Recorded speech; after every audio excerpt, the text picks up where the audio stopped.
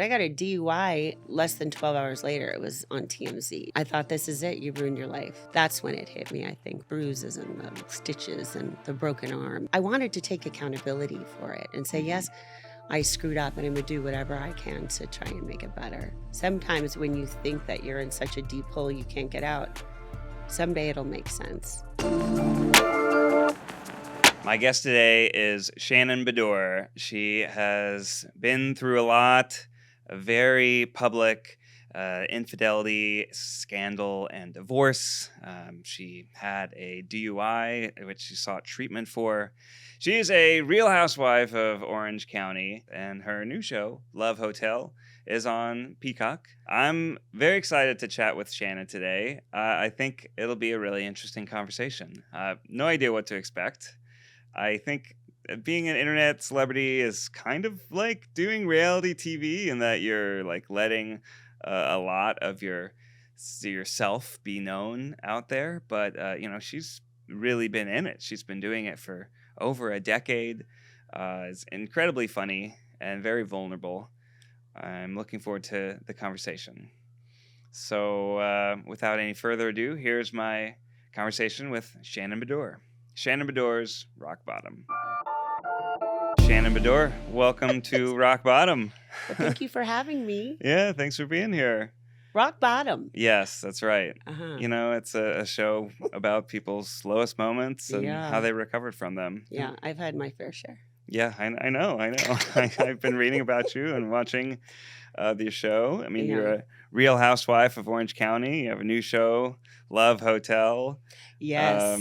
I don't think I've ever met a real housewife. I mean, this is very, very exciting, I think. Well, you're very kind. I mean, it's just, it still hasn't hit me. I just finished my 11th year. Yeah. And it hasn't hit me that I'm on a TV show. Like, I go to the market with no makeup on and I'm, it's odd that that's what I do. How do you approach that public-private boundary? I mean, do you feel like, because so much of the show you're like revealing parts of yourself, right? Well, if someone does approach me, I'm kind to them because, first of all, that they have the courage to do that, because I don't know that I would, but they always say kind things, so I always take the time and get to know a little bit about them or give them a little tidbit of something. So.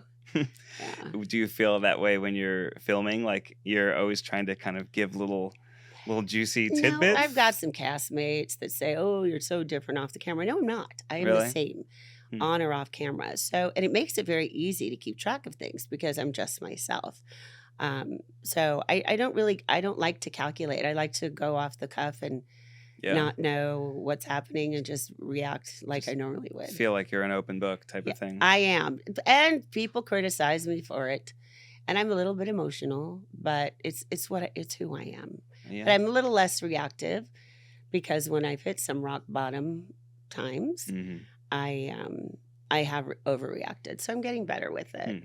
Yeah. Do you ever feel like you need to like keep things private? There's a lot of things I'd like to keep private. I got a DUI in September of 2023, and less than 12 hours later, it was on TMZ. So yeah, that was a time where I wish things were private. Yeah, in other interviews, you've referred to that as your rock bottom moment. I'd love for anyone that doesn't know if you could describe what happened. Sure. I've made some poor choices, especially in the relationship category, and when I've been miserable, then I would drink more used it as a coping mechanism. I don't anymore, but I was in a relationship that was toxic, and we got back together, even though he says we didn't.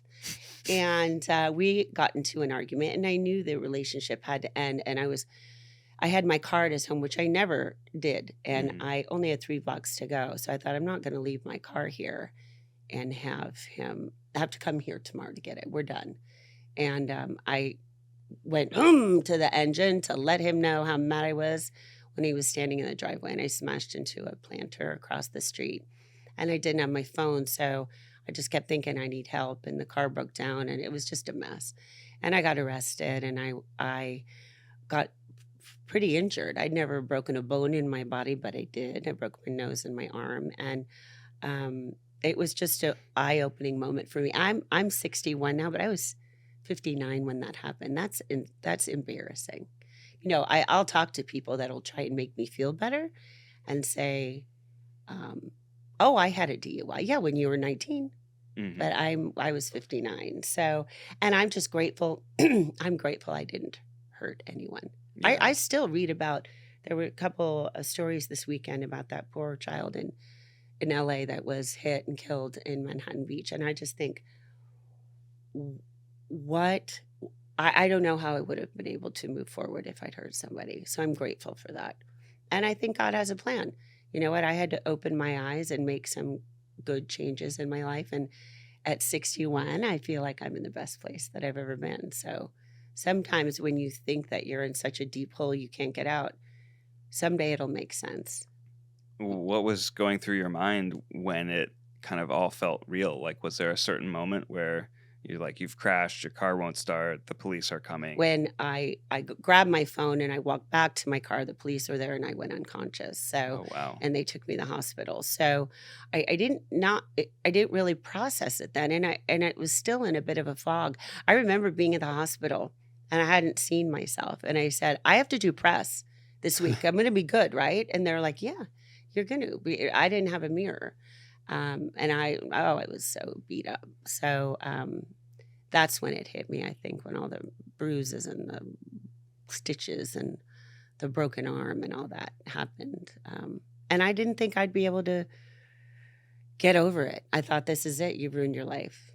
So, but you Yeah. got to keep pushing forward. I have 3 daughters, and I want to always be an example for them. And what did I do? So today, like they'll say, "Mom, we're proud of how hard you've worked on yourself and to try and do better things in your Yeah. life." So So, what was that process of approaching recovery like? I mean, I know that you went to a treatment I center and did, but it wasn't. I did get a lot of offers to go to an alcohol rehab, but and yes, I was drinking more, but I knew that I wanted to focus on why I made a lot of toxic choices in my life. So I went to a place that was local, called, I don't know, I can't say what it is, but it was like a mental health facility. And I Mhm. did an intensive outpatient program for 30 days. And I went every day, from 8 to 6. And, that's a lot of therapy. And one of the hardest things I think and you might, because we haven't talked about your story, but you might feel this, is like you have a lot of guilt and shame when you've done something that has hurt yourself and hurt others. And so that was the hardest thing for me to those kind of sessions or group sessions, is to be in the shilt. Oh my gosh, guilt and shame. Yeah. I think Yes. that's one thing that's so powerful about group therapy and 12-step programs and kind of those Hmm. environments where you're, because I went through a very similar thing and was doing lots of group therapy, was Uh-huh. in Oh, okay. treatment and that sort of thing. And, you know, it's a really powerful way to kind of start to release that guilt and shame and Hmm. to kind of begin a healing process Right. because you're hearing everyone else's stories and you kind of are feeling that shared sense of suffering. Right. I mean, and also, like, when you hear other people share their story, you might feel that you were in the worst place in the world, and there's always going to be someone that tells a story. Like, there was someone in my group that had been wrongfully incarcerated and had spent over 10 years in solitary confinement, Wow. and he didn't even do the crime. So, oh, I think I've got it tough. No, this is a walk in the park. So Yeah. sometimes when you hear other people's stories, you're grateful for the place that you're in. Yeah, totally. Did that change your relationship with alcohol? I mean, Oh, it it must did. have. It did. And, for me, it was important I didn't want to be one of those people, because there have been others that say, "Oh, I'm never going to drink again," and that they do. So I drink responsibly now, and I'm very aware of it. So if I feel as though alcohol becomes an issue, then I'll address that. But I'm good. Like, I'll go out and have a couple drinks, and I'm good. Hmm. That's hmm. I mean, it did become an issue though. It Like, did when I was upset. When I okay. was upset. So that's how I would cope. And now I use different coping mechanisms, Oh, like okay. cold. If you put the cold on, you do breathing. I go outside, I take a walk. I've got now 2 dogs. So there's other things that I do if I'm upset rather Yeah. than escaping Yeah. with alcohol. Yeah. I think a lot of that work is like confronting kind of what are the demons or the dark voids Right. that kind of push you to that place, and then It like just made it easier. kind of It's like trying to I wanted to forget my misery. So yeah, let's have a cocktail yeah. or 4. Yeah. Was there any sort of spiritual component to it? I I am mean, what? spiritual, Yeah. and one of my punishments for my DUI was to do community service, and I worked at my church in the thrift shop, and now I do it quite often whenever I'm free. So I'm there all the time.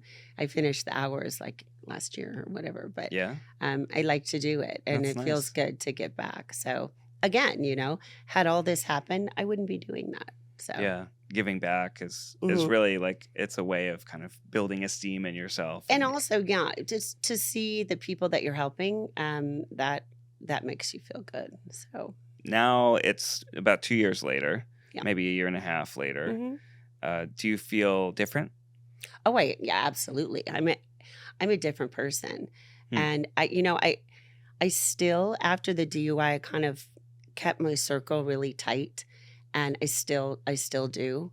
Like if I go out to dinner, I go to my little neighborhood restaurants. I don't like to go to big events and that sort of thing, and I'm comfortable with that. And I'm a relationship person. I've always been in a relationship, and so I made the choice to not date anyone for a year. Mm. And now I mean, I would like to have the partner, but if I don't, I'm going to be okay. Like I kind of enjoy the alone time. I don't know how to pronounce it right. I do a lot of Sudoku.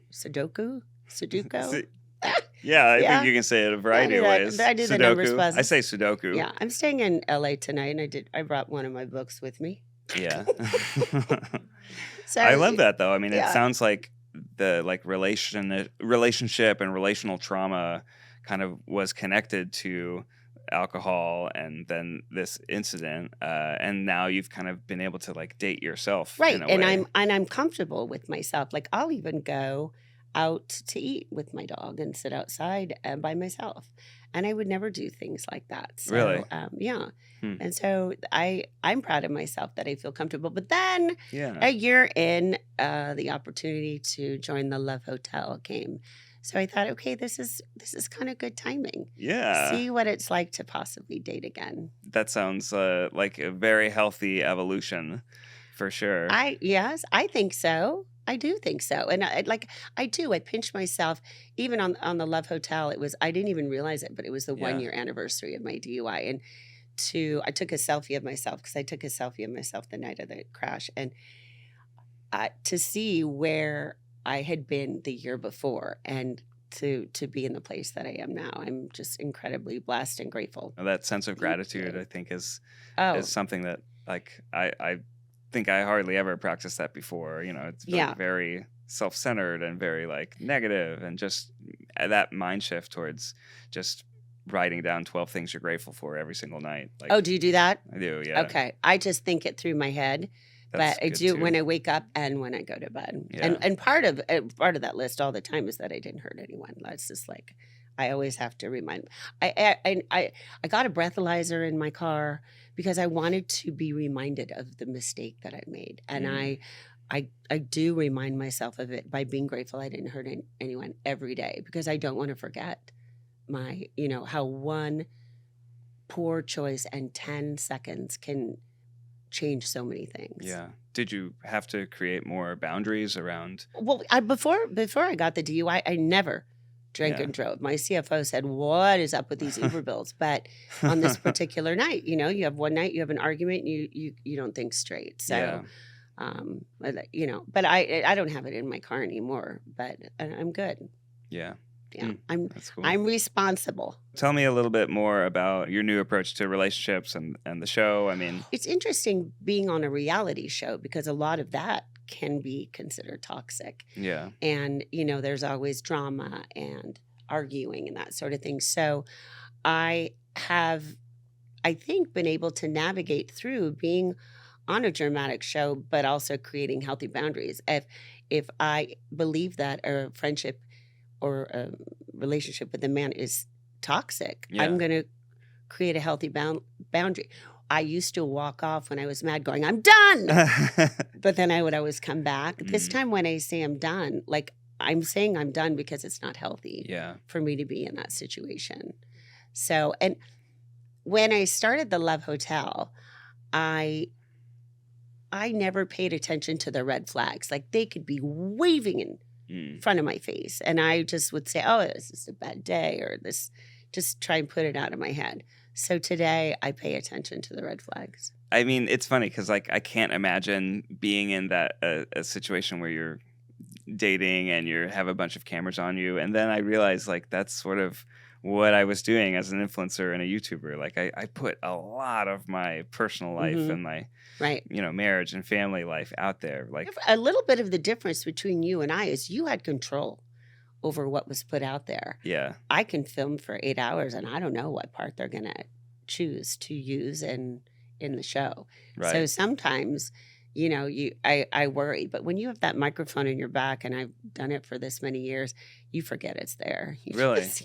So You're just putting everything out there. when you put things out there and someone didn't like it or criticized you or was Yeah. unkind, how would you react? Would you respond, Full take it down? tilt. No. Oh, I mean, no. I think I got to an okay place with all that. Yeah. But yeah, I think through much of my career, I'd be very influenced by positive comments and very just depressed Yeah. by negative comments. it's And like you can have one negative one and 500 positive. yeah, You're thinking about that negative one. yeah. It's one thing if you can have like an internal point of view that you're just not paying attention to the noise, and it's another thing when the noise is just reflecting exactly what you're already telling yourself. Right, because you beat yourself up when you make mistakes and that sort of thing. Yeah. Because I was on the other side of the infidelity, Yeah. and it's hard. I fought for my marriage and I stayed, and but now that I'm away from the marriage and divorce,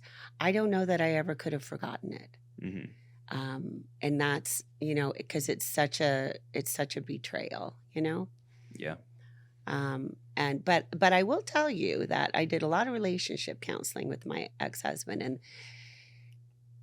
they would say that the easiest thing to do if you are the person that cheated is to run away.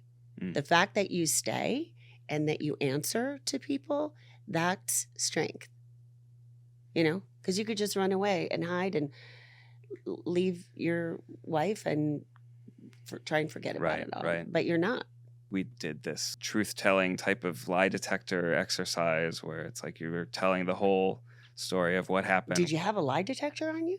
This process is you like write everything that yeah. happened or all the Yeah. secrets you've been keeping, and then it kind of gets verified by like a real lie detector person. Not like in front of the really? partner, but Oh, this was just that. I think it's a therapeutic process. well, it is, because when you are cheated on, your imagination can, get the best of you. Yeah, And I think it- that specifically yeah. is to like reset Right. the what's real and what's not, Mhm. and then let you kind of build whatever you're building, whether it's a friendship or a co-parenting relationship or a new marriage.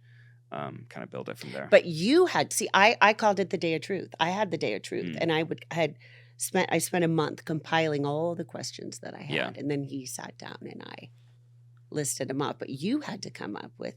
No, I mean it was same thing. Oh, same okay. thing. Yeah, Okay. questions and Yeah. answers, and just done with like a therapeutic support system. That was really helpful for me, because I had so many stories that I had created Yeah. in my mind that was exactly the opposite. Not that it made it any easier, because it's a hard day, Yeah, it certainly was. But it's also like a turning point type of day, and then it's Absolutely. like as the person doing the betraying, you're practicing having integrity and not keeping secrets, and that's kind of like a demarcation point where you can kind of like start fresh in a way.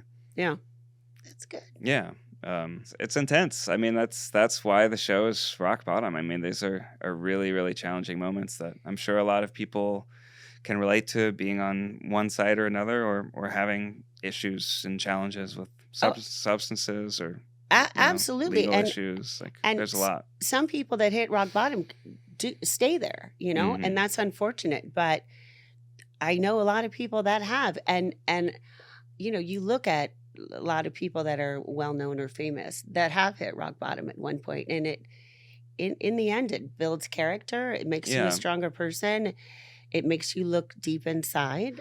I will tell you, after I found out about the affair, I suspected that it was happening. It went on for about 8 months, and when I wanted to stay in the marriage and try and repair, we had like a date night every weekend. We would meet me for lunch once a week.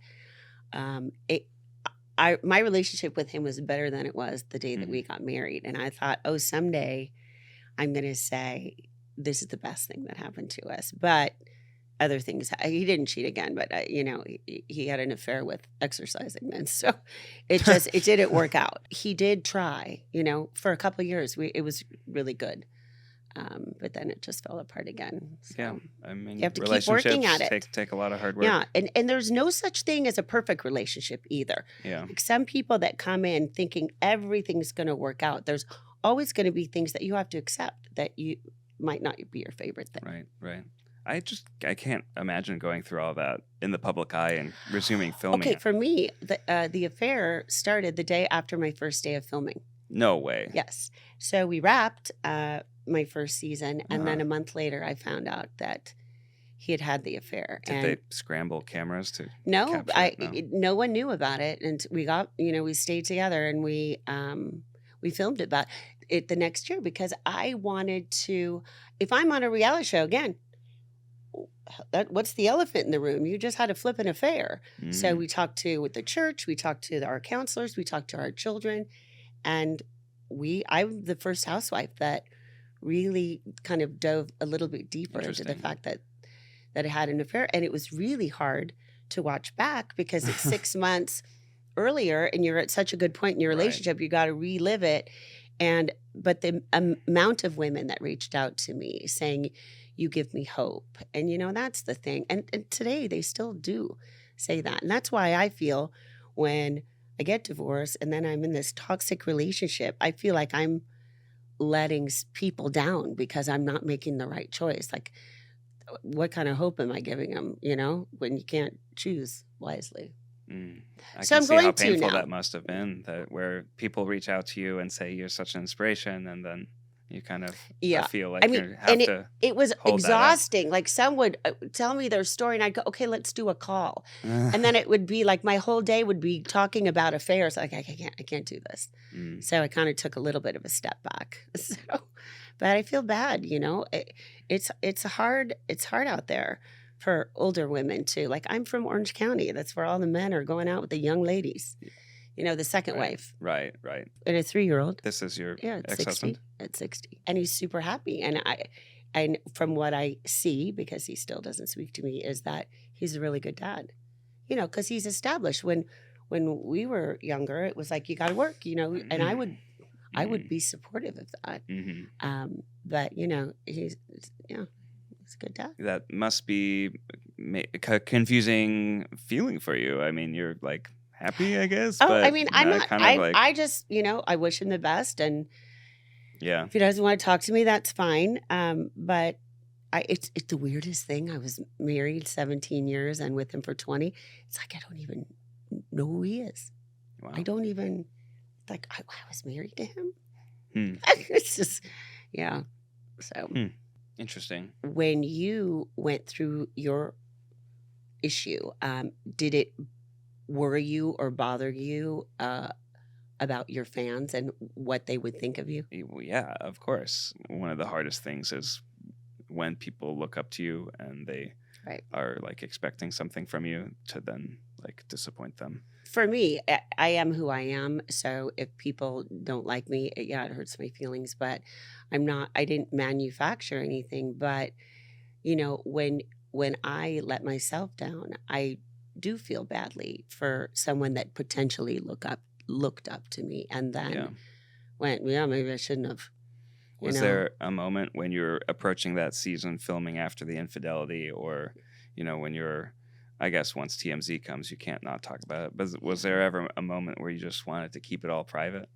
Oh, yes. And I had an amazing attorney that was able to resolve everything within a month.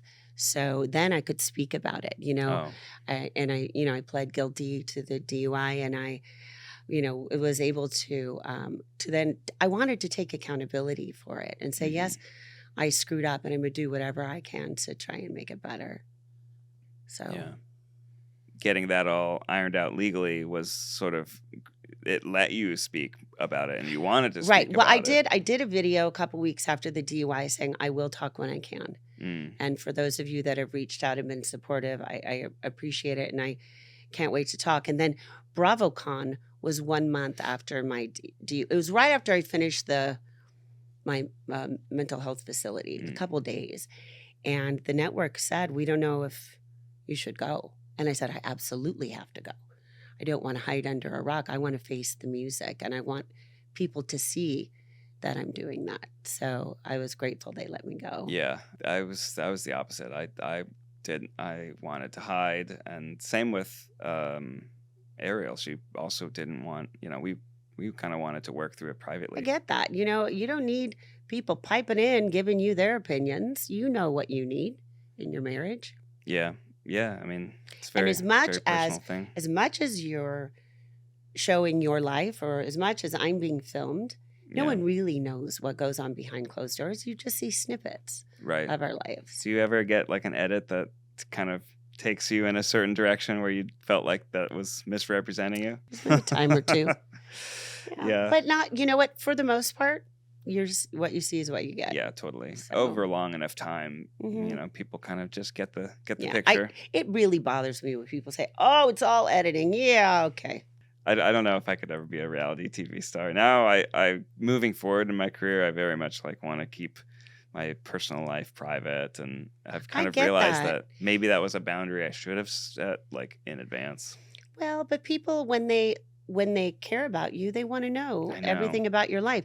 I do think that if I enter into another relationship, that I am going to keep it private. When the Love Hotel came out, they used this sentence that I said. I said, I just wish there was someone out there that would say, it's so cute she's on this little reality show that wants nothing to do with it. Right. Because that's, now today I have to think, do they want to be famous? Do they want to hawk their product? Do they care about me? Because the last one said, I'm a private person. I'm doing this because I love you. It's a very toxic world, but no, he wanted the limelight. Oh, so interesting. I'm the dummy that believed it. So they said they didn't want the limelight, and then actually that was kind of and then after we broke up, wow. He started dating the girl whose place I had taken on the show 10 years ago, and they brought her back. Oh my gosh! So I had to film with her, and when they were 2 months into the relationship. That's some spicy drama, though. It's a lot. It was a lot. You got to give the people what they want, Shannon. Well, it was a bit much. But they're getting married this summer, and I wish them the best. That's nice. I don't want to go down to a lower level. I don't want my reaction to have me stoop lower. And sometimes it's hard to not react or to say what you want to say, but I'm not going to start at 61 to change, the core of who I am. So sometimes some days are hard. I'm not going to lie. Last year when I was filming and we went to London, I flew home by myself early. And when I got home, I didn't want to get out of bed. I was spent. So you go through some hard times. But, in the end, I know God has a plan for me. And this is part of it. I never knew thought I'd be on a reality show. That was never on my list. To be in front of a camera starting when you're 50. No. What would you do if you weren't a reality TV star? I'd be divorced. Probably, working at the mall. I don't know. And that's not a bad thing. Yeah. I'd get a good discount somewhere. Selling cell phone cases? No. Yeah, what mall store would you work at? Yeah, going to be a Sephora rep? No, I'd probably be at Neiman Marcus. Okay. Smart. Right. Yeah, that's where I want the That's discount. oh yeah, because that's the highest ticket items. Okay. When we're talking about recovering from a rock bottom or recovering from any moment that's really challenging, I think it takes a lot of vulnerability and integrity and honesty. I guess I'm wondering, like, as you've kind of come out of that time, what role has vulnerability played for you? Well, I mean, when I went on the Love Hotel, I thought, okay, I'm not going to meet someone on a TV show, but Mhm. I'm going to go and have fun. And if I meet someone, great. And then when I got there, I did meet people, and I thought, oh goodness, I may be developing, feelings for people that I normally wouldn't. And so I did make myself vulnerable. And I think you have to be, because you're living your truth. You are who you are. And I didn't want to make myself vulnerable, but you do. You do. You just have to be who you are. Like opening your heart again after being in a toxic relationship. It's kind of like that's Yeah. like a sense of vulnerability that you're Yeah. working through. Yeah. I mean, how do you just said that you want a private relationship though? How do you reconcile that? Well, we'll have to see if I get it, first of all. I mean, because the bottom line is I have one more shot. So I'm not going to rush into anything. I'm Yeah. just going to meet as many people as I can and travel to see my kids and have some fun. And if I meet someone along the way, then it was meant to be. So we'll have to navigate that when it happens. I'm going to say when it happens. When it happens, yeah, it's good to manifest, put it out there. Yeah. Yeah. I don't know how I mean, I guess I'll find out how I approach kind of vulnerability in the public eye after being like away for so long. But you're being very vulnerable now with rock bottom. Oh yeah, thanks. I mean, Yeah. I think that's why I was interested in doing a show like this, Yeah. is kind of Good for you. being able to relate to the tough times that other people have gone through. Yeah, and it will, because you are in a good showcase. place. I'm in a good place. I Yeah. think if people can relate to either of our stories and can take something out of it and make things better, that's great. Yeah. Yeah. I mean, Good for you everyone that goes you're through tough using your times, so- platform to Yeah. inspire people. Well, I've done a lot of silly stuff and stuff that maybe was just silly for the sake of being silly, and it's nice to do something that hopefully is people can like get something out of, to be inspired or to overcome what they're going through. But Well, I still silly like is- silly stuff too. I was going to say silly is really good. I call myself Fun Vacation Shannon when I Yeah. go on trips, and I'm always slap happy and laughing and doing silly things, and that makes life fun. You got to laugh. Yeah. I think it's a balance for me, because maybe when you just do so many episodes and you're kind of like the silly stuff starts to feel kind of forced. I don't okay. know. It Yeah. didn't Yeah, I get didn't that. always feel great for me. So I'm being told by my producer to ask you about colonics. What's you like colonics or something? Okay, What's well, the deal with that? the gut is responsible for basically for your immune system. So it's very good, and you got to keep your gut healthy. Yeah. So yeah, I mean, it's not the most comfortable thing, but I am a proponent of it. I speak about it often. I have administered an enema to multiple cast members on my show. Wow. And That must have been a very bonding experience. yes, we know each other intimately. So I held the hand of a castmate who was experiencing a colonic. I don't know that I would, not for me. yeah, I mean, I get it. But it's very healthy. You gotta take care of your gut. Okay. I've heard, well, There's a I'm place called afraid We of it. Care that's thousands of dollars that I went to, and you get a colonic every day, and you can't chew. They just give you liquids, and people pay thousands of dollars to go. It's important. Oh, You need to okay. try it, my friend. Well, yeah. I'm afraid of it, to be honest. I'm afraid it's gonna mess up my gut. The thing is, I have a pretty Won't. okay gut. I can. Well, how do you know? Have you had a I- colonoscopy? Well, no, but Okay. I eat dairy without gastric distress. I eat spicy foods with minimal gastric distress. Okay, well that's nice, but that's more of a digestive thing. I'm talking about gut health. Mm, So the flora and the fauna. I'll send you some information. Okay. Yeah, just maybe I'll check out a pamphlet. can just really get in there. Just really just real flush out the system. Okay. Just cleaning everything. Just a real full body reset. There's the silly coming out a little bit. Yeah, that's funny. Well, Shannon, thanks so much for, Thank you for having coming on me. the show. One final question. What would you like to tell to a younger version of yourself? I think that I would say stay strong, stand tall. You're going to get through, you're a survivor, and you're going to get through the tough times. Oh, that's lovely. Thank you so much. Thank you. Thanks again to Shannon for sharing her story, and thank you for watching. Let me know what you think in the comments below. I want to know what you want to see more of. Also, how did this episode affect you? What's your own journey with alcohol? If you're sober or sober curious, I'd love to hear a little bit more about it. It's certainly something that's unique for everyone, but I know it's also a powerful thing that a lot of people can relate to. So next week, I'm very excited because we have an episode with Karan Sani. It's a little bit more lighthearted and fun. He's an actor who's been in the Deadpool franchise, as well as a nice Indian boy with Jonathan Groff. He's very funny. He was a real treat to sit down with. I'll look forward to it, and I'll see you there.